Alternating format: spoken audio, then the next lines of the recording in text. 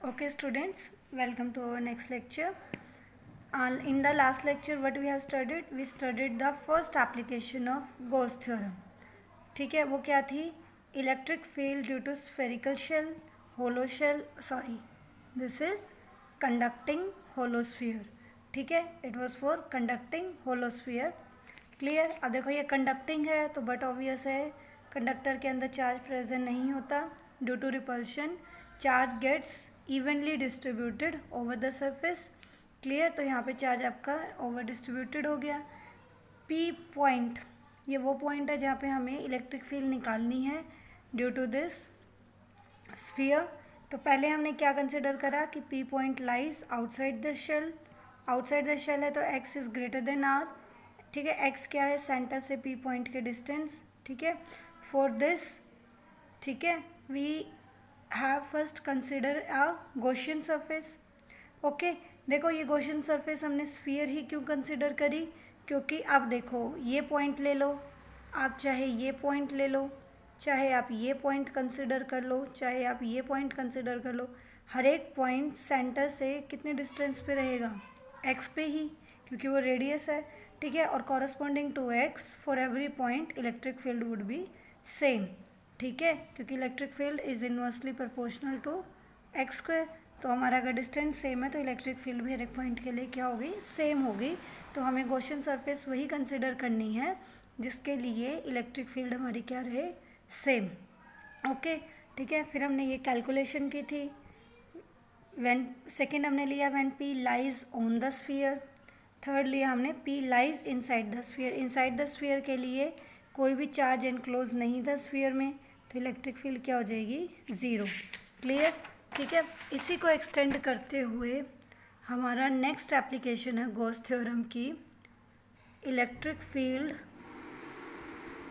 हमारी electric field due to non. So students, our next application is electric field due to non conducting solid sphere. अभी जो हमने sphere consider करी थी वो कैसी थी? कंडक्टिंग. अब जो हम सॉलिड स्फीयर, ठीक है, सॉलिड स्फीयर कंसिडर कर रहे हैं. ठीक है, तो चार्ज डिस्ट्रीब्यूशन कैसा होगा? वॉल्यूमेट्रिक. ठीक है, तो अब हम जो इसके अंदर कंसिडर कर रहे हैं वो कर रहे हैं हम नॉन कंडक्टिंग. नॉन कंडक्टिंग है तो चार्ज आपकी आउटर सरफेस पे ना होके कहाँ होगा? इनसाइड द शेल वो डिस्ट्रीब्यूटेड होगा. जहाँ है वहीं होगा. ओके, ठीक है. तो पहला केस हम वही लेंगे बेटा. लेट कोई पी पॉइंट है, इस पी पॉइंट पे हमें इलेक्ट्रिक फील्ड निकालनी है.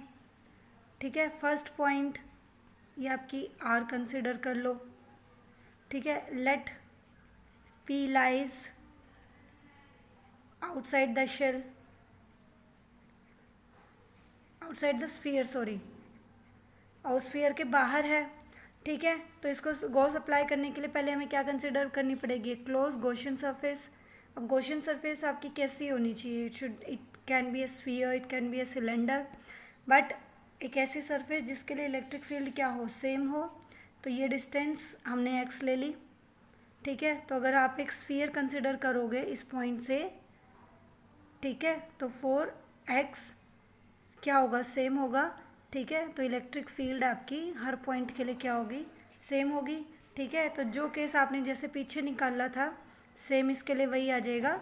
E is equal to 1/4πε0 Q. Let total charge हमारा स्फीयर पे कितना है? Plus Q, Q upon X cube. Same जो आपको पीछे समझाया था. ठीक है, आप उसी को देख लीजिए. Second, let P lies on the sphere. ये भी आपका पीछे वाले की तरह ही है कि पी पॉइंट आपका यहाँ लाई कर रहा है, यहाँ लाई कर रहा है. गॉसियन सरफेस ये क्लोज सरफेस के अंदर ही है, तो यहाँ पे x क्या बन गया? अब r, तो it will become q upon 4πε0 r cube. Okay students, clear. ठीक है, फर्स्ट क्या था हमारा? Let p lies in outside the shell sphere.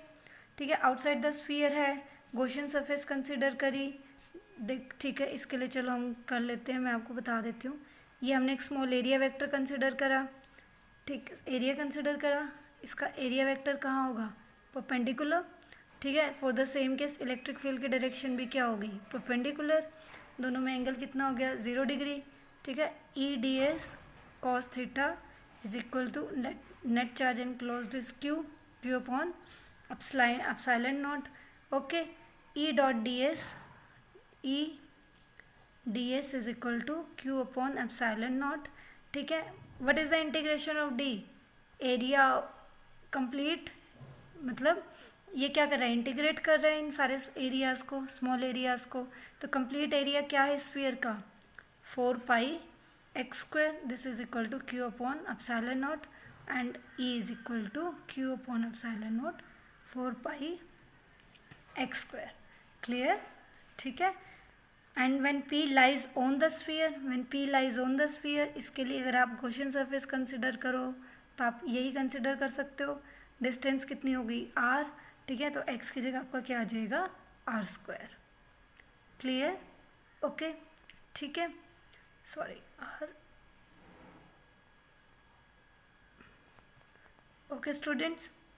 Now अब हम थर्ड केस लेके चलते हैं। When P lies inside the sphere, बेटा अब इनसाइड द स्फीयर का क्या मतलब है, देखो लास्ट वाले केस में जब हमने इनसाइड द स्फीयर का केस लिया था तो उसमें चार्ज कहाँ था आपका, यूनिफॉर्मली आउटर बॉडी पर डिस्ट्रीब्यूटेड, क्लियर, ठीक है। तो उस केस में आपकी इलेक्ट्रिक फील्ड क्या थी, अंदर 0, क्योंकि अंदर कोई भी चार्ज प्रेजेंट नहीं था।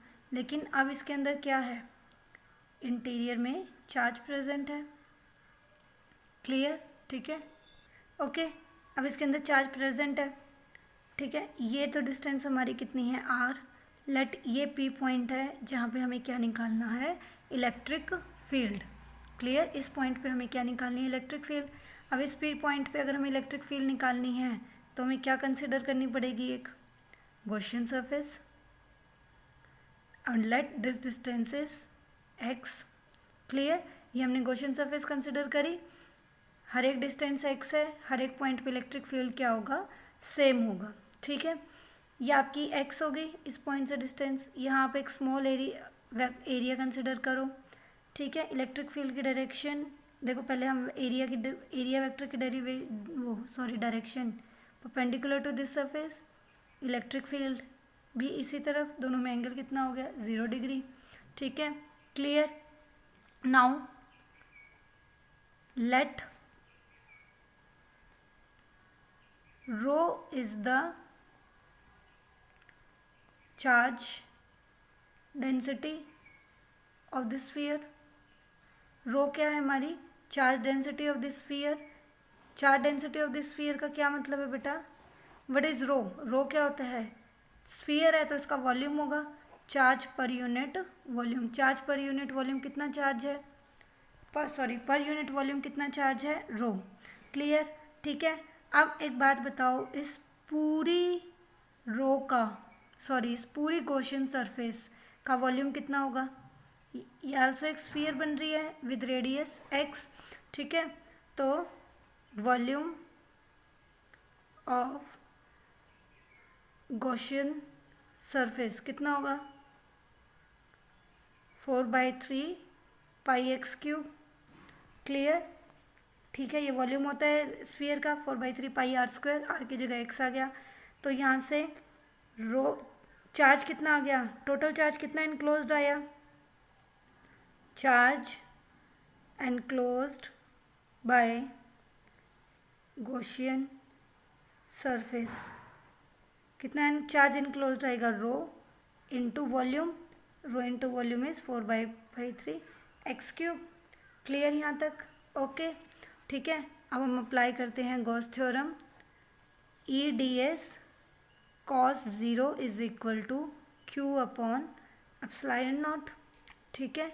ई D S is equal to what is Q, total charge enclosed, ठीक है। अब हम उसको क्यू नहीं मान सकते, क्यू तो हमने क्या माना था, पूरा चार्ज, टोटल चार्ज जो स्फीयर के अंदर है, ठीक है। लेकिन कुछ चार्जेस गॉसियन सरफेस से बाहर भी हो सकता है।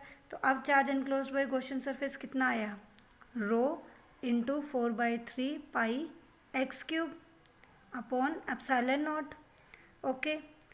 What is D S, is the area of ds is the area. ठीक है, what is the area of this Gaussian surface? 4 pi r square, 4 pi x square. This is equal to rho into 4 by 3 pi x cube upon epsilon naught. 4 pi x cancel, it will become rho by 3 epsilon naught x square, sorry x. Clear? This implies electric field would be rho x upon 3 epsilon naught. This is the formula for the electric field when a point P point lies inside the a non-conducting solid sphere. Clear? But यहाँ से एक चीज़ देखो, आपकी electric field अब यहाँ पे x के कैसे इंक्रीज कर रही है? Directly proportional. इसका मतलब इनसाइड द स्फीयर जैसे जैसे x बढ़ेगा इलेक्ट्रिक फील्ड बढ़ेगी. क्लियर? ठीक है. यहाँ पे जाके आपका जो ये पॉइंट है मीन्स जो आपकी स्फीयर है ऑन द स्फीयर पे जाके वो क्या हो जाएगी? E is inversely proportional to R square. मतलब यहाँ कांस्टेंट आ जाएगा एक आपका. ठीक है. और उसके बाद then it will starts decreasing. Clear? ठीक है. तो अगर हम एक ग्राफ प्लॉट करें यहाँ पे ये डिस्टेंस x के साथ और ये इलेक्ट्रिक फील्ड, तो डिस्टेंस x जब तक r नहीं हो जाता it varies linearly, E is directly proportional to x. जैसे ही r आया, जैसे ही r मिला उसको, r मतलब on the surface, it starts varying inversely. ठीक है. यहाँ डायरेक्टली इंक्रीज कर रहे हैं, then it will vary inversely. So this is the graph between electric field and the distance of the point at which electric field is to be calculated. Okay. ठीक है. This was the second application of Gauss theorem. But keep in mind ये क्या थी? Electric field due to non conducting solid sphere. और जो हमने last time की थी वो क्या थी? Electric field due to conducting solid sphere और यू में से एक होलो शेल. ठीक है. Both means the same thing.